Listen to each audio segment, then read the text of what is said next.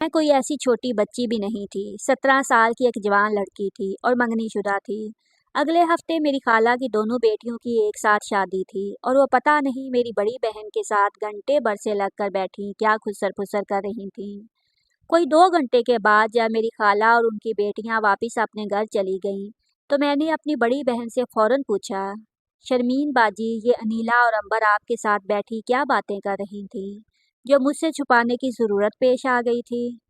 शर्मीन बाजी ने मेरी तरफ देखा और मुस्कुरा कर कहने लगी, जब तुम्हारी शादी के दिन करीब आएंगे तब तुम्हें भी बता दूंगी कि मैं उनसे क्या बात कर रही थी। दरअसल उन्हें मेरे मशवरों की और टोटकों की ज़रूरत थी। मैं तो बस उनकी मदद कर रही थी। शर्मीन बाजी की बात सुनकर मैंने हैरत से उनकी तरफ देखा। भला वो ऐसे कौन से मशवरे और टोटके बांट रही थी जिसकी ज़रूरत अंबर और अनीला को थी। यही बात जब मैंने बाजी से पूछी तो वह सरगोशी में कहने लगी, मियाँ को खुश रखने के लिए लड़कियों को बहुत से टोटके आने चाहिए, क्योंकि अगर शादी की पहली रात ही मियाँ का दिल ना जीता जाए तो ज़िंदगी अच्छी नहीं गुजरती।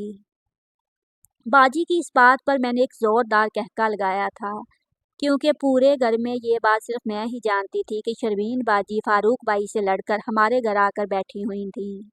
अम्मा को तो यही मालूम था कि फारूक बाई ने अपनी मर्जी से उन्हें रहने के लिए भेजा है, लेकिन मुझे अच्छी तरह मालूम था कि उन दोनों मियाँ बीवी के दरमियान अनबन चल रही थी।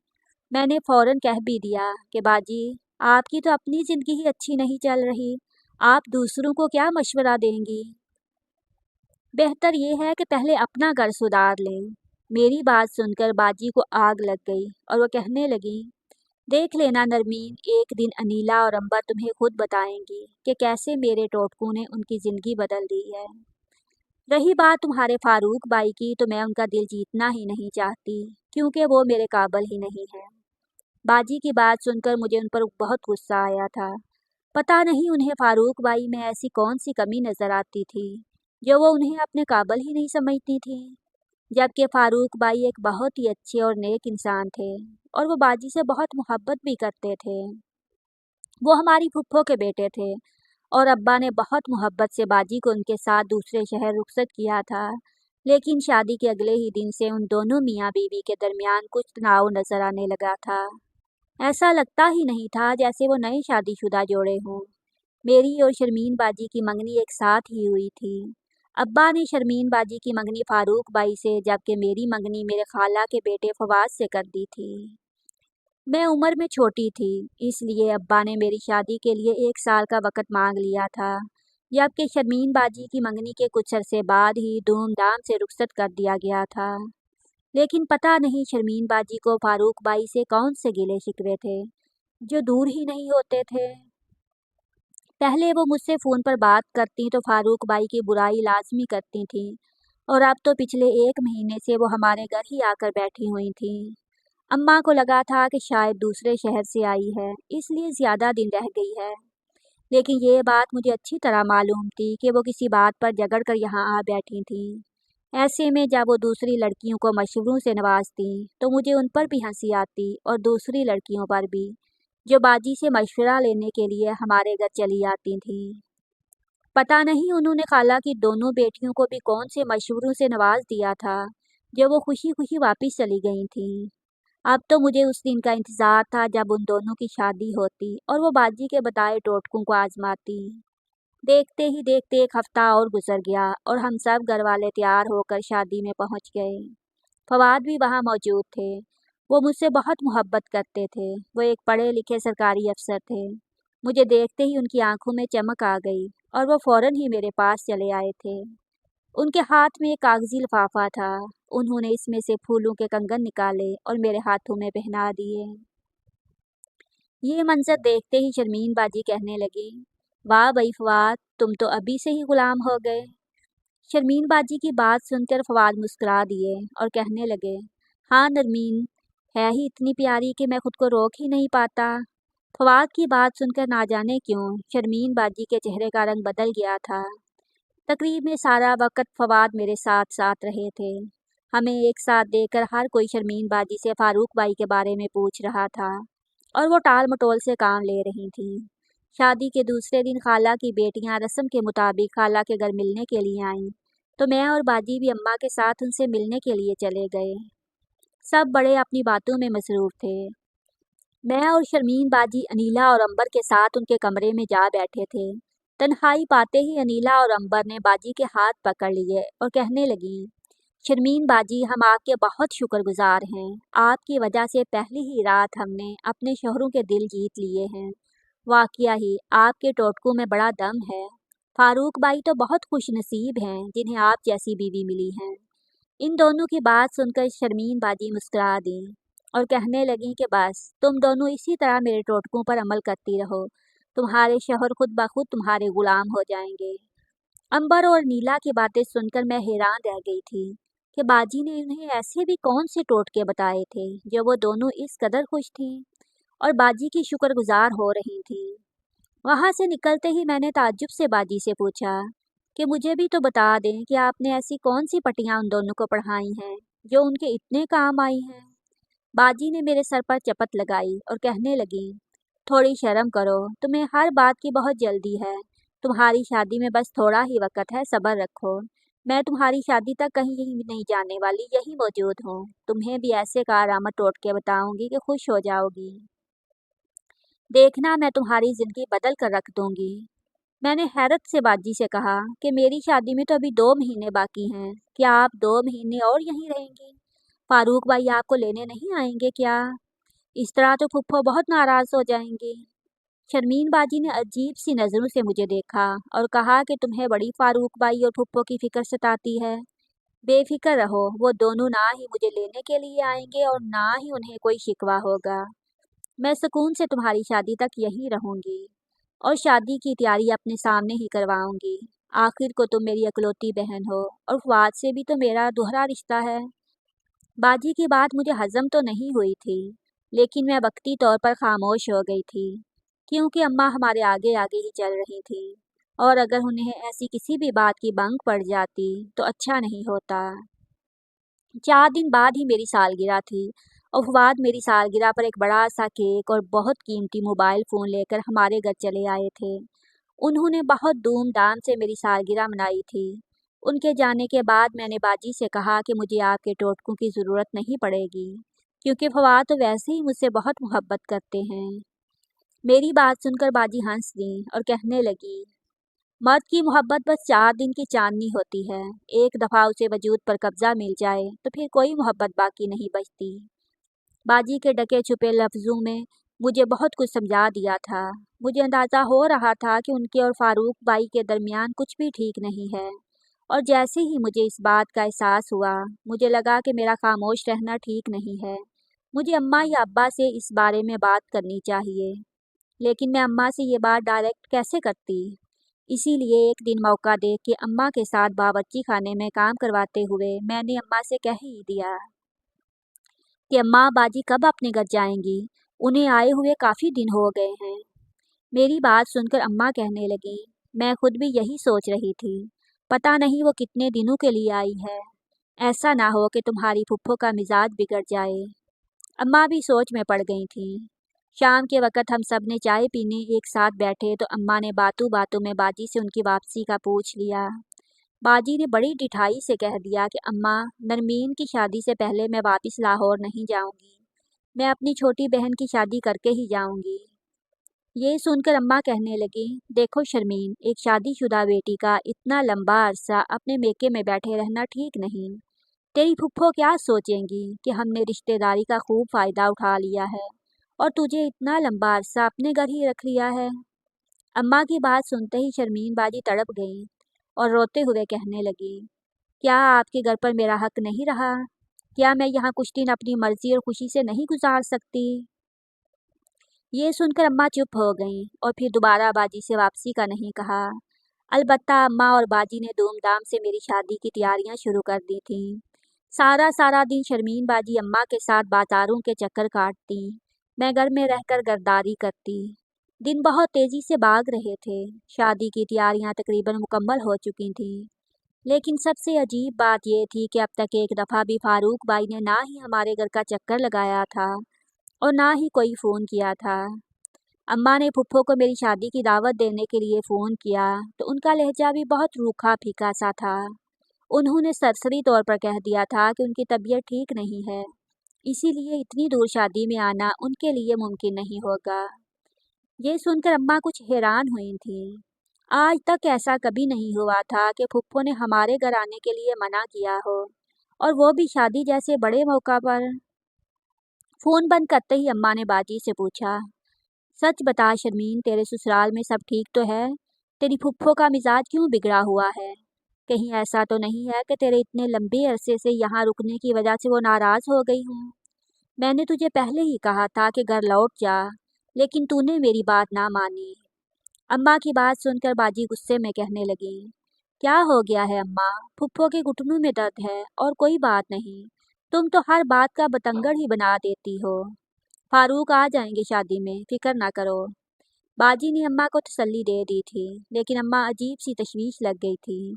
फिर शादी का शोरोगुल शुरू हुआ तो अम्मा फुप्पो को भूल कर कामों में मसरूफ़ हो गई। और शादी से एक रात पहले मैंने शर्मीन बाजी से कहा कि अब तो मुझे भी बता दें, आखिर आपके पास ऐसे कौन से टोटके हैं जिसे आजमाने से इतनी लड़कियों की ज़िंदगी बदल गई है। मेरी बात सुनकर बाजी मेरे करीब आई और फिर राजदारी के साथ मुझे एक टोटका बताया जो बहुत ही अलग था, और मैं हैरानी से उनकी तरफ देख रही थी। मैंने कहा, ये कैसा टोटका है? इसको करने से क्या होगा? बाजी कहने लगी, करके तो देखो, सब कुछ बदल जाएगा। मैंने बाजी की बात मान ली और फवाद के साथ रुखसत होकर उनके घर पहुंची तो मुझे मेरी खाला ने कमरे में बिठा दिया। फवाद के आने में कुछ वक्त बाकी था और यही मौका था जब मुझे बाजी के बताए टोटके पर अमल करना था। मैंने वही किया जो बाजी ने कहा था और वापस अपनी जगह संभल कर बैठ गई। मैं दिल ही दिल में बहुत खुश थी। फवाद तो पहले ही मुझसे बहुत ज़्यादा मोहब्बत करते थे, और अगर बाजी का टोटका कामयाब हो जाता तो वो हमेशा के लिए मेरे गुलाम हो जाते। कुछ देर के इंतज़ार के बाद फवाद कमरे में चले आए, लेकिन उनके चेहरे का रंग कुछ फीका सा लग रहा था। वो मेरे पास आकर बैठ गए, लेकिन कोई बात ना की। ऐसा लगता था जैसे कुछ कहना चाहते हों, लेकिन कह नहीं पा रहे हों। मैंने फ़ौरन फवाद से पूछा, सब खैर तो है ना? आप ऐसे खामोश क्यों बैठे हैं? फवाद ने अजीब नज़रों से मेरी तरफ देखा और कहने लगे, मुझे सब कुछ पता चल गया है। तुमने इतनी बड़ी सच्चाई मुझसे क्यों छुपाई? मैंने हैरानी से फवाद से कहा, आप क्या बात कर रहे हैं? मैंने आपसे क्या छुपाया है? फवाद कहने लगे, मैं जान गया हूँ कि शर्मीन बाजी इतने अरसे से तुम्हारे घर में क्यों बैठी हैं, और क्यों तुम्हारी फुप्पो शादी में शरीक नहीं हुई, और फारूक भाई के चेहरे का रंग क्यों उतरा हुआ था। फवाद की बात सुनकर मैंने गहरा सांस लिया। मुझे लगा कि शायद वो जान गए हैं कि बाजी और फारूक भाई के दरमियान मसाइल चल रहे हैं। मैंने सर झुकाकर फ़ौरन से कहा, मैं बताना चाहती थी लेकिन मौका नहीं मिला। मुझे डर था कि पता नहीं सब लोग क्या सोचेंगे। मेरी बात सुनकर फवाद ने घूर कर मुझे देखा और कहने लगे कि तुम्हें ये बात इतनी मामूली सी लगती है जो तुम इतनी आसानी से इस बात का एतराफ़ कर रही हो। तुम्हें ज़रा भी शर्म नहीं आई? अगर ऐसी बात थी तो तुम मुझे पहले ही सब कुछ साफ साफ बता देती। फवाद की बात सुनकर मैं हैरान रह गई और मैंने कहा कि आप मुझसे इस तरह क्यों बात कर रहे हैं? मैं मानती हूँ कि मैंने ये बात आपको या किसी और को नहीं बताई, लेकिन ऐसी भी कोई बड़ी बात नहीं हो गई है कि आप हमारी शादी की रात इस बात को लेकर इतना हंगामा खड़ा कर दें। फवाद अचानक से मेरे पास से उठे और अपने बिस्तर के नीचे हाथ मारा, और उनके हाथ में वो लीमू और मिर्चें लग गईं जो बाजी ने मुझे उनके बिस्तर के नीचे रखने के लिए कही थीं। उन्होंने मेरे आगे वो लीमू और मिर्चें फेंकी और कहा कि ये क्या है? मैंने हिचकिचाते हुए फाद से कहा कि आपका दिल जीतने के लिए मैंने बाजी का बताया हुआ ये टोटका आजमाया है। बाजी ने मुझे कहा था कि अगर शौहर का दिल जीतना चाहती हो तो ये लीमू और मिर्चें एक दुआ पढ़कर शौहर के बिस्तर के नीचे रख देना, वो पूरी तरह तुम्हारा हो जाएगा। फवाद ने मेरे बाजू से पकड़कर मुझे खींचकर बिस्तर से खड़ा किया और कहने लगे, मैं तुम्हें बहुत ही सीधी सादी और शरीफ लड़की समझता था, लेकिन तुम तो बहुत ही मक्कार निकली हो। अपने हाथों अपनी बहन का घर बर्बाद करके तुम्हें सुकून नसीब नहीं हुआ था, जो तुमने मुझ पर भी जादू करवाना शुरू कर दिया है। मैं अच्छी तरह जान गया हूँ कि शर्मीन बाजी तुम्हारी वजह से घर आकर बैठी हुई हैं। وہ تو شرمین باجی کی نیکی اور شرافت ہے جو انہوں نے تمہارا یہ گناہگار چہرہ دنیا سے چھپا کر رکھا اور کسی کو نہ بتایا کہ فاروق بھائی نے تمہاری وجہ سے انہیں گھر سے نکال باہر کیا ہے۔ کیسی لڑکی ہو جو اپنے ہی بہنوئی پر نظر جمائی بیٹھی ہو؟ اگر تمہیں فاروق بھائی سے اتنی ہی محبت تھی تو منگنی کے وقت ہی اس بات کو ہمارے آگے بیان کر دیتی تو آج ہم سب کی زندگیاں ایسے عذاب نہ بنتی۔ فواد کے منہ سے نکلنے والے الفاظ سن کر میں ہکا بکا رہ گئی تھی۔ ان کے انداز بتا رہے تھے کہ وہ مجھ پر کوئی بڑا ستم ڈالنے والے ہیں، اور اسی لیے میں نے ان کو آگے روتے ہوئے کہا اور ہاتھ جوڑ دیے اور کہا کہ خدا را ایسی باتیں نہ کریں، مجھ پر بھروسہ رکھیں، میں نے کوئی دھوکہ نہیں کیا ہے اور نہ ہی میرا فاروق بھائی کے ساتھ کوئی تعلق ہے۔ میری غلطی صرف اتنی ہے کہ میں نے سب لوگ سے یہ بات چھپائی کہ باجی اپنے گھر سے جگڑ کر آئی ہوئی ہیں، لیکن ان کے جھگڑے کے پیچھے کیا وجہ ہے اس کا علم مجھے خود بھی نہیں ہے۔ فواد نے بے یقینی سے میری طرف دیکھا اور کہنے لگے، چلو مان لیتا ہوں کہ تمہیں نہیں معلوم کہ شرمین باجی کیوں اپنے گھر سے یہاں آ کر بیٹھی ہوئی ہیں، لیکن پھر ان لیموں اور مرچوں کا کیا مقصد ہے؟ کیا تم مجھ سے جان چھڑانے کے لیے کالا جادو نہیں کروا رہی ہو؟ جادو کا لفظ سن کر میرے قدموں تلے سے زمین نکل گئی تھی۔ میں نے کہا ہرگز بھی نہیں، میں کیوں جادو کرواؤں گی؟ مجھے تو باجی نے یہ ٹوٹکا آپ کا دل جیتنے کے لیے بتایا تھا۔ میری بات سن کر فواد زور سے ہنسنے اور کہنے لگے، واہ نرمین، باتیں تو بہت خوب بناتی ہو۔ مجھے خود شرمین باجی نے بتایا ہے کہ تمہاری وجہ سے ان کا گھر ٹوٹ گیا ہے، کیونکہ تم نے فاروق بھائی کے دل میں جگہ بنا لی ہے اور اب تم مجھ سے جان چھڑا کر ان کی زندگی میں جانا چاہتی ہو، اور اسی لیے تم نے کالے جادو کا سہارا لیا ہے۔ تمہارے اسی جادو کی وجہ سے فاروق بھائی نے انہیں گھر سے نکال دیا ہے اور تمہاری پھپھو بھی ان کی شکل دیکھنا نہیں چاہتی۔ جاؤ جا کر فاروق بھائی کے ساتھ اپنی نئی زندگی شروع کرو، میری طرف سے تم آزاد ہو۔ فواد نے مجھ پر وہ قہر ڈایا تھا جس کے بارے میں تصور بھی نہیں کر سکتی تھی۔ شادی کی رات ہی طلاق کا تمغہ میرے سینے پر سجا دیا گیا تھا، اور یہ سب کیوں ہوا تھا مجھے سمجھ ہی نہیں آیا تھا۔ میں روتی پیٹتی واپس گھر چلی آئی تھی، لیکن یہاں بھی کوئی میرا مسیحا نہیں تھا، بلکہ سب مجھے ہی مجرم سمجھ رہے تھے۔ میں نے شرمین باجی کے آگے ہاتھ جوڑ دیے اور کہا کہ باجی سب کو سچ بتائیں کہ میرا کوئی قصور نہیں ہے، میں نے کچھ نہیں کیا اور وہ ٹوٹکا مجھے آپ ہی نے بتایا تھا۔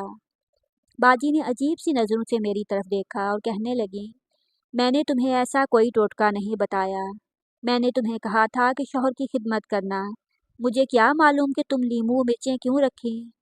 البتہ میں اتنا ضرور جانتی ہوں کہ تمہاری وجہ سے فاروق نے مجھے گھر سے نکال دیا ہے۔ فاروق کو تمہارے جیسے خوبصورت اور کم عمر لڑکی چاہیے تھی، ان کی نظر میں میری کوئی حیثیت نہیں تھی، اور پھر کچھ ہی وقت میں مجھے پتا چلا کہ تم نے ان پر جادو کروایا ہے، اسی لیے وہ میری طرف نظر اٹھا کر بھی نہیں دیکھتے۔